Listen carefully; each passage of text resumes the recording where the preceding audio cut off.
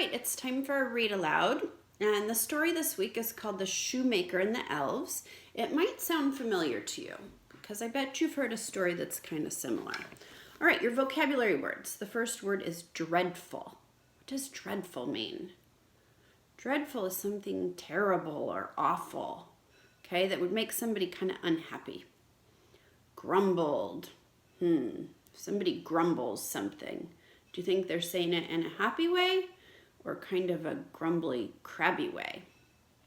Probably a low, unhappy voice. Demanded. Somebody demands something. What are they doing? They are asking for it right then and there, insisting on having it. A cobweb. What's a cobweb? Cobweb is an old spider web that's kind of covered in dust. Terrified.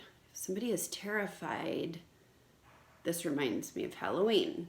It means they're probably scared. And panted. This is what my dog does after a long walk. Both of them. They like to pant. Short, quick breaths. Okay? The elves and the shoemaker.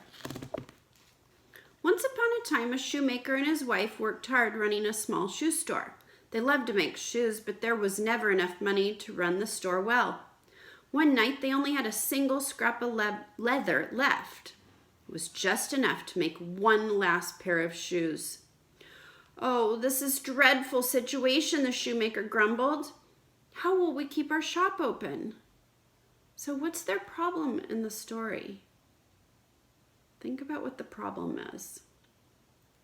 "Let's go to bed," said the shoemaker's wife. "In the morning, we will figure out what to do." "Let me cut the leather first," said the shoemaker. So he cut the leather, laid everything on the table, and went to bed. The shoemaker woke early the next morning and went down to stitch the shoes. To his surprise, he found a beautiful pair of shoes on the table.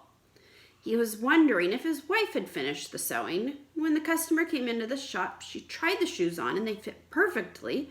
She loved them so much she tried to pay twice as much as the shoemaker asked. The shoemaker used the money to buy more leather, and that night he cut it and put the pieces on the table and went to bed. Guess what happened? The next morning, he and his wife came downstairs to stitch the shoes, but they were doubly thrilled to see 2 new pairs of shoes.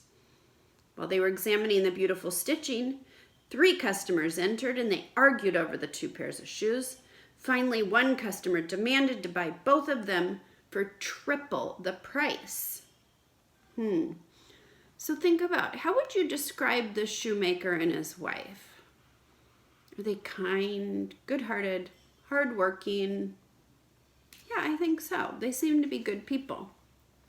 They're trying really hard. They're just having a hard time. Day after day, the shoemaker and his wife bought leather, cut the pieces, put them on the table before bed. Each morning, they found magnificent shoes that they had many happy customers. One night, the shoemaker's wife said, "We must find out who stitches our shoes and give thanks. Let's stay up tonight and find out what's going on." That night, they hid in the closet. As the clock struck midnight, the window blew open and a cobweb swung in the breeze.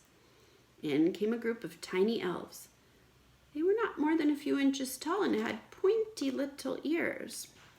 At first, the shoemaker and his wife were terrified. "What is happening?" the shoemaker panted.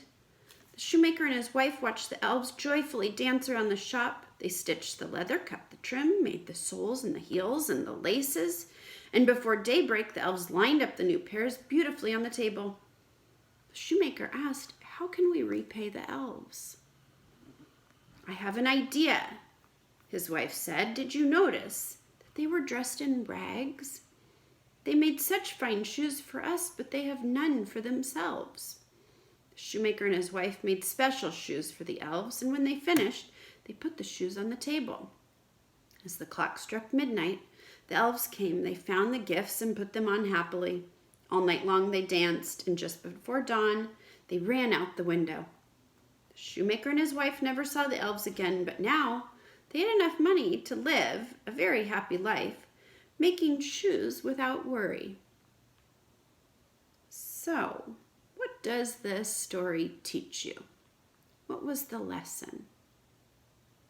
I think it has to do with hard work.